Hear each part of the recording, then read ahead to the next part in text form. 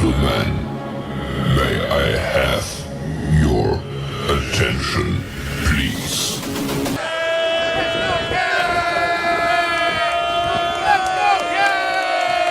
The show starts in 3, 2, 1, go. Good morning, CaneSport. It's August the 15th, 2024. I'm Gary Ferman, the publisher of CaneSport.com, joined once again by our managing editor, Matt Shodell, as we discuss the news of the day. Presented today by Gametime.co. Yes, they're back. It's football season, Canes fans, and that means you are going to be going to a lot of football games, whether they be Hurricane games. If you live around the country, there might be some games you want to go to in your hometowns or in your vicinity. And there's NFL games as well as all other kinds of concerts and other events.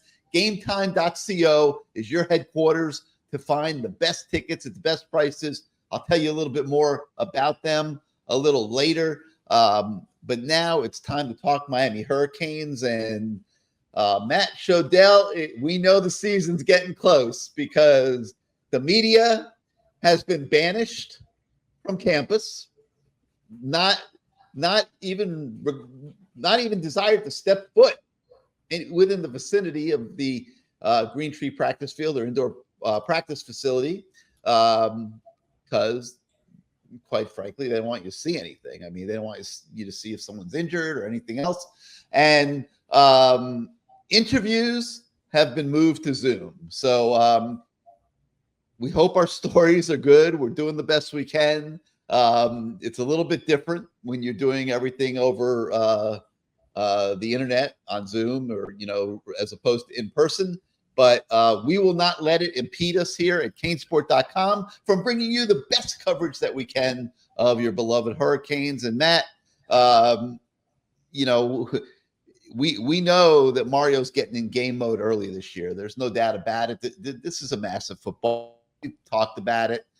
There's no sugarcoating it or diminishing it. This Gator game on August 31st, people keep asking me when I do different radio shows and stuff around the country. I just flat tell them, listen, this is everything. And it is. It's not going to be everything for the team that loses, but Miami's working hard. They're trying to get to the point where they're ready to go for August 31st. And the players that we talked to seem to be pretty bullish on how things are going. Yes, they do. Don't be cranky on us. I know you're not happy right now. You don't like not being able to do your job to the fullest. I get it. But you're taking one for the team like everybody else, Matt. What bothers me, I don't like to do conjecture. That's not me. I'm not, I don't even know how to put it. Like, if they want to keep stuff internal, even stuff you can't say, what are we supposed to do a show about? I mean, it's a show about nothing. We're supposed to do reruns of Seinfeld on here. I mean, what do you want to tell you? Seinfeld made billions of dollars doing shows about nothing. That's what this is. People are watching right now, they're watching a show about nothing because we can't talk about anything. If you want to hear conjecture, I can give you conjecture, but I'm going to precursor it. Is that even a phrase? Probably not. I'm going to, whatever the word is, it's early in the morning. I'm going to preface it. Nazi to get lunch today. That's great. I'm going to preface it by saying that I'm just making it up. I'm making it up that Miami's going to go 10-2. That's my prediction. I'm making it up that I think Florida is going to have its biggest mismatch with its offensive line against Miami's defensive line. I think Miami's biggest issue is going to be its secondary. So to me, that first game comes down to, and not that you even asked me about this, I don't care. This is what I'm talking about. That first game is going to come down to how fast Miami's pass rush can get there. Because if that Florida offensive line holds up somewhat, I know fans want to say, oh, the secondary is going to be great. Secondary is going to be amazing. Darryl Porter's the greatest cornerback we've had here since fill in the blank. I'm not buying that stock. I am buying the defensive line. I was worried about them before they added those two guys in the second portal window. I'm not worried about them anymore after Simeon Barrow had to use 4 different chairs to be able to sit down because that's how big he is at media day. And I think the offense is going to be great. So it all hinges on the defensive line to me. The whole season, honestly, to me, hinges on the defensive line, period. Like, if that group plays up to the potential it has with a healthy Akeem Messidor, who talked to us yesterday and says they made his stiffer cleats, that are great. They're great now. So he's playing amazing. That's everything we're hearing, is that he's playing amazing. So, like, if he's playing great and Bane's playing great and you added all these portal guys, like, if they all just are happy sharing reps and doing their jobs, this defense can be really, really good, because Lance Guidry loves to shake things up and keep things off balance. These guys are athletic enough to drop in coverage, several of them. They're athletic enough to play inside. Tyler Barron said yesterday he's practicing inside and outside. Messidor yesterday said he's practicing inside and outside. Bane, if they can convince him, can play inside as well as defensive end. They can just move guys around, So when an offense is saying, hey, we got to stop Bane, he might show up at 4 different positions in a game, 3 probably. And Messidor might even be better than Bane. Messidor 2 years ago was on the verge of being a first-team All-ACC guy last year. That's what his path was. That's what he was supposed to be. He had 7.5 sacks 2 years ago. We were predicting him to maybe be a 10-sack guy heading into last season, and then bam, major injury, and he was done. But the coaches are saying he's even better than he was pre-injury. So with him and Bane and these other guys, it's scary how good they could be up front. And that's going to be the key to the whole season to me, because the offense will be good enough. Yeah, you know what? I kind of agree with you. I really do. I was talking to somebody up in Gainesville, and they were telling me how Florida coaches are selling that their offensive line, which was a little bit of a sore spot, how much better their offensive line is. But not everybody's buying that, and they are certainly going to be tested on August 31st. Let me explain something to you, Ferman. Yes, whenever coaches say something in public about a position group, it's always a lie. It's always a lie. Okay? Yeah. Whatever the opposite of what they say is, that's the truth. If Mario Cristobal comes out today or tonight at practice and says, this defensive backs room is the best I've seen since before I got to Oregon, the best I've ever seen, that means we're in big trouble. Okay? That means we're in big trouble, because why would he tell Florida that, right? So when Florida coaches are telling their media that the offensive line is so much better, that's their way of messaging to Miami, hoping that Miami doesn't just attack and blitz, because they know their offensive line is a big problem. So that's encouraging to me that they think their offensive line is so great, or not think it, but say it publicly that they think their offensive line is so great now. That's great, because that means they suck.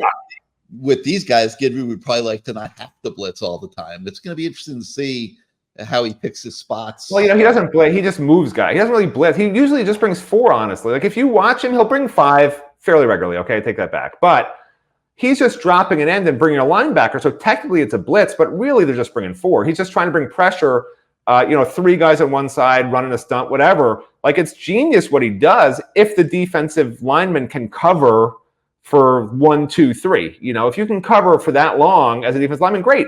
If not, it doesn't look very pretty. But last year, more often than not, it worked out great, I thought, for Guidry.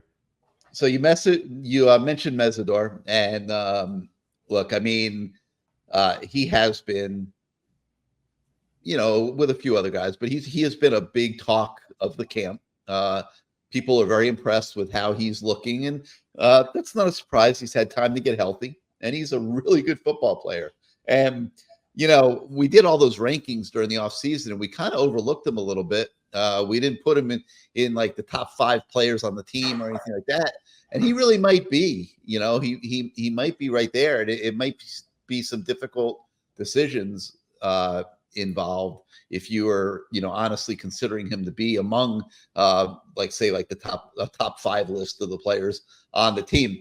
So really, really looking forward to seeing him. And he was actually one of the better talkers that we've had lately. So, the fact that we had to talk to him electronically wasn't as big of a deal. I think you guys will see when you read the story on the website. It's actually a pretty good story. And so hope you enjoy that. Let's see. We also had the chance yesterday to talk to Zach Carpenter. And this is a guy, Would you call that talking to Zach Carpenter? I'm curious. You used the word talk very loosely. Yeah, you're right. We listened to a few sentences that he repeated over and over again, the same thing, but I don't know if that's talking. Talking is usually a conversation back and forth, right? Not. I didn't say he was as scintillating as Akeem Mesidor, but I mean, the best answer from Zach Carpenter. I think someone asked about Cam Ward, and what was his answer? It was something that had nothing to do with the question. It was like one sentence, and then it was just an awkward silence. And later back, I just to rub it in to Carpenter, I brought it up again at the end of the interview. I'm like, I'm going to ask the Cam Ward question a different way. That's literally what I said, just to annoy him, because that's this guy. That's what I live for. You remember when they were recruiting him and we tried to cover him, what we went through. Okay? His mom's great. His mom said he doesn't do interviews, and you can tell why. He doesn't enjoy it, but that's okay. I will say this. I was able to sit down with him and do an Inside the Line show with him, which has been on the website. If you guys didn't get a chance to watch it, you could watch it. You could find it pretty easily. You also can find it on our YouTube channel. But he was great in that interview. He really was. And I felt like I was talking to a different guy than what we talked to when he was being recruited and in the spring. And he's much more relaxed now. You can tell he feels much more sure about what he's doing, much more comfortable in his environment. And I'm excited about him because I sense just from talking to Alex Mirabal and Mario and the other guys on the O-line that this guy has really picked it up, and he's performing at a very high level, and he's bringing a comfort level to the whole group. And he's emerged as a leader, as an older guy. And so I think everything's all good with Zach Carpenter. So Matt's right. He didn't say a ton, but that story is on the website as well today. Let's see. We also spoke to Damian Martinez, and he's excited. I mean, he had a huge run in the first scrimmage, and this is a guy that's 1,000-yard runner at a lesser program with a lesser offensive line. It's pretty obvious if he stays healthy, he's going to have a hell of a season this year, and he's excited to be here. So make sure you check that story out on the website as well, as long as the story that we have with Tyler Barron, who, Matt mentioned Simeon Barrow. This Tyler Barron is right there too, as a transfer coming in here late to fortify the defensive line. A guy this guy has serious ability. Okay, and we'll see what he shows when the games start on the 31st. This is a guy that the NFL scouts are going to be watching very closely. It's not out of the question if he has a great season that you could see this guy drafted in the first or second round of the draft next April. He's got prototypical NFL defensive end size. He's known to be able to get after the passer. And Tyler Barron has the potential to take this Miami defense to a whole other level. So, Matt, you put it all together. I know we're kind of getting antsy to get to the games now. We've been talking about this team and how it's come together for so many months, but it is nice to see these transfers that have come in, like a Zach Carpenter, like a Tyler Barron, just Damian Martinez, doing a good job of integrating themselves into this team. That's easier said than done, to be honest with you. I mean, you're taking kids and bringing them into a room of 100 other kids that they don't know, they don't have relationships with, and they're being asked to evolve into a good teammate in a pretty short timeline. Yeah, look, to me, at the end of the day, the players are there, right? But it's going to be about innovation on offense in particular. Shannon Dawson should take a page out of the Dating Dave guy. The Dating Dave guy? He bought a billboard. It says Dave is single. You want to go on a date with Dave? Message him at, and he's got Date Dave Philly. He's got his facts on his billboard. It says he can cook. He has normal hobbies, whatever that means. He owns a cat, which is in the picture. And he bought a billboard he wrote that on the billboard. Like, that's innovation, right? That's thinking outside the box. That's what I want to see from Shannon Dawson. We already know Lance Guidry does it. I want to see that on this offense. I mean, this offense was boring and somewhat predictable by the midway point of last season. That's not a good thing, okay? And maybe it's because Shannon Dawson felt that the offense wasn't responding correctly in games, was making too many mistakes, keep it simple. But at the end of the day, if you want to try to win an ACC championship, make the playoffs, I mean, what's the point of just doing basic stuff over and over again that good teams eventually are going to beat you on. You've got to constantly be changing and innovating, like what Lance Guidry did on defense last year, going to a 3-3 stack for a couple of games, matching what your guys do best with certain plays for certain teams against those teams, right? Shannon Dawson has to turn into dating Dave. He can't just be the same Shannon Dawson we saw last year, or this team's not going anywhere. The talent is there on offense. The talent is there on the defensive line, and to some extent at linebacker at the top end. But it's just going to be a real shame if Shannon Dawson runs the exact same offense as last year, which is what he says he's doing, which probably means he's not. I'm hoping, right? That's the opposite, the parallel universe theory of Matt Shodell, that whatever a coach tells us, he's lying. I'm praying that he's lying, okay? I'm praying that he's not running the exact same offense as last year with Cam Ward, because his offense is his offense and his players can run it, da-da-da-da-da-da. Like, that's what he said in one of his press conferences this fall. That's be like Dave. How these air raid coaches are. I mean, they believe. Yes and no. Like the biggest disservice that happened to Shannon Dawson was that he got two NFL level players, a top quarterback. Well, not top, but at Houston, right? If you have an NFL level quarterback and an NFL level receiver at Houston, which he did with Tank Dell and that Arizona Cardinals QB. That's almost a disservice to his offense, because those guys are going to light up anybody in that league, okay? They're going to put up huge numbers against anybody in that league, and he goes from that right to Miami, and, when you don't have that mismatch every single week of the best receiver in the league and the best quarterback in the league just beating down opponents with whatever you call, you wind up looking like what Miami did last year. And, hopefully he's growing from that, and he realizes you can't just run the same stuff. Defense coordinators in the ACC are not the same as in, what is it, the AAC, the BBC, whatever, NBC, I don't know. But whatever the hell league that Houston team was in back then, like, you can't do the same things against really, really good, high-paid, top-level defense coordinators. They study your tendencies. They study your film going back years. They know what you run.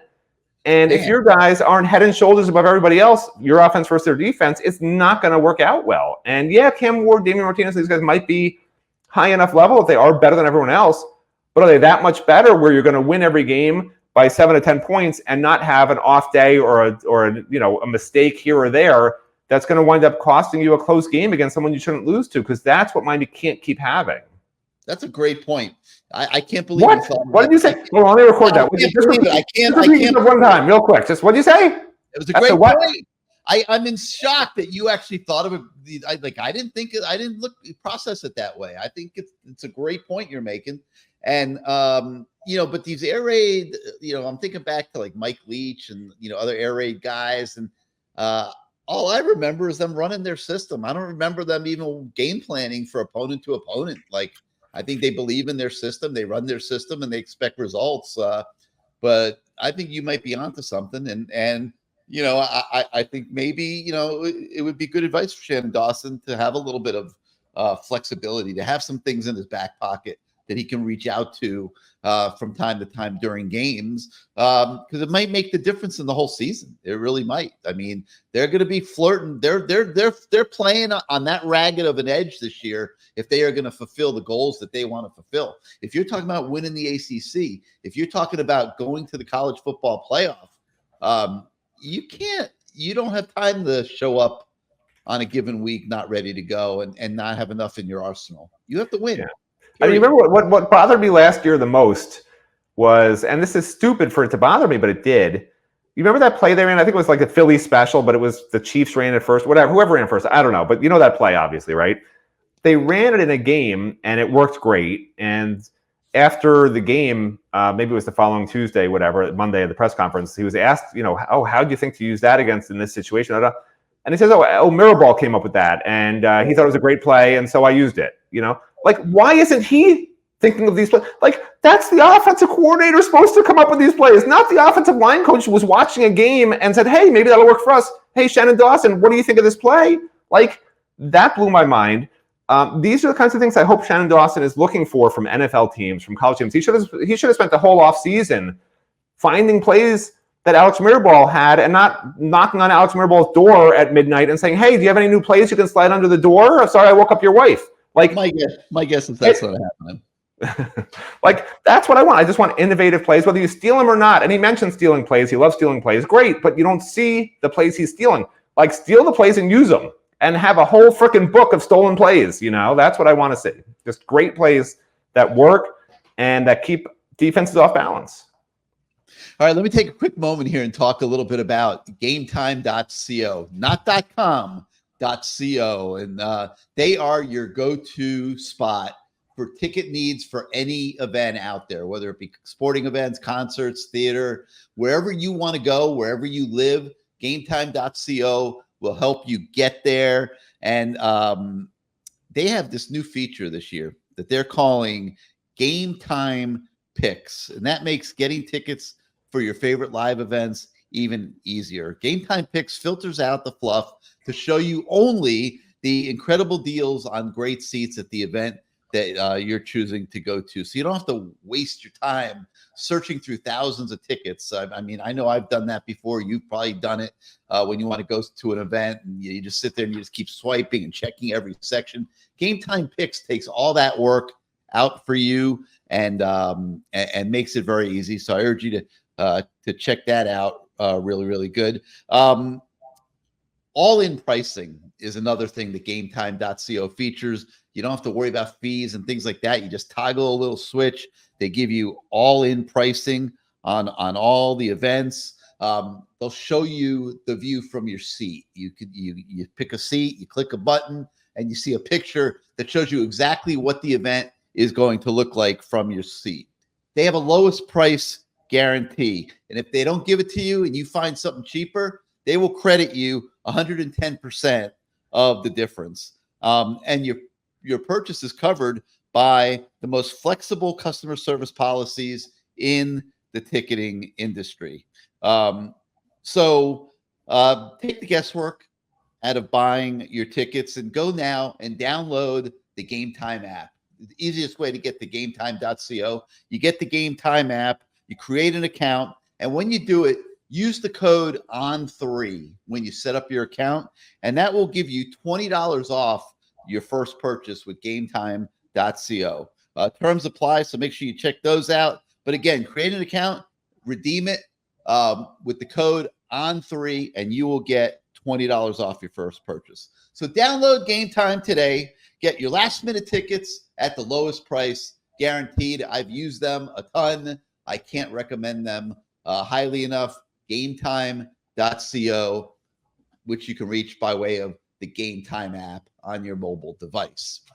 All right, let me also point out now, while we're in commercial mode here for a moment, that if you're on YouTube right now and you like this show, you like this channel, hit your subscribe and like buttons. Helps us with the algorithms and growing our audience.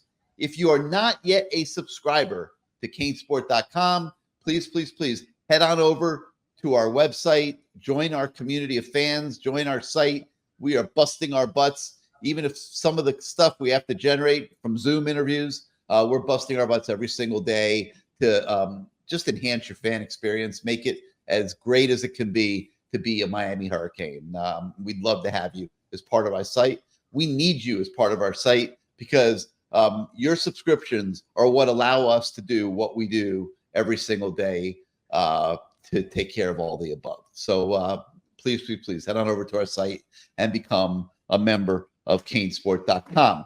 All right, other stuff that's on the website today. You've probably been seeing these inside the lines features that we've been rolling out over the last couple of weeks. One of the guys I had the chance to sit down with was defensive tackle Josh Horton.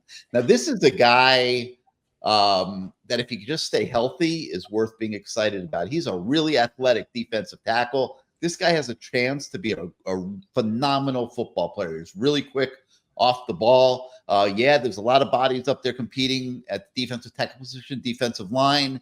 So it's going to be interesting to see if Josh Horton can work himself into the rotation here this fall after being on the injured list for most of last year. He didn't play. But we had a really nice interview. We talked a little bit about it. It's on the website today. So make sure you check out the story on Josh Horton.